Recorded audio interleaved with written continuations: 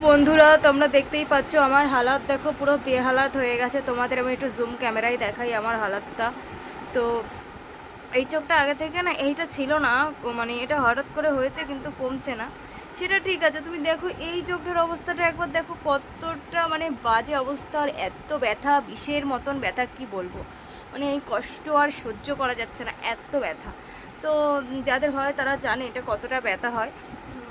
আর এতে একটা ওষুধও বা মেডিসিনও লাগানো হচ্ছে, কিন্তু তাতে কোনো সুরাহা হচ্ছে না। এই দেখো, তো জানি না কি হবে, এতটা কষ্ট হচ্ছে, তারপরে কাজ করতে হচ্ছে, অনেক অনেক প্রবলেম হচ্ছে।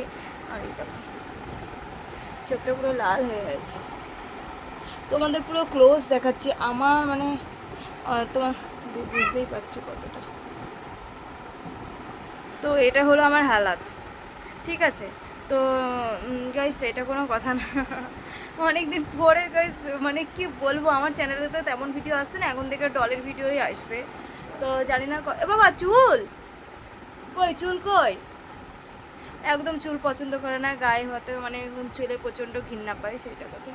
কিন্তু আমার এই কষ্টটা কী করে তোমাদের কাছে শেয়ার করবো, তোমরা হয়তো মানে যাদের হয় তারা জানে। এটা আমার প্রায় হয়, কেন যে হয় জানি না, আজ পর্যন্ত কমছে না। এত কষ্ট আর সহ্য করা যায় না।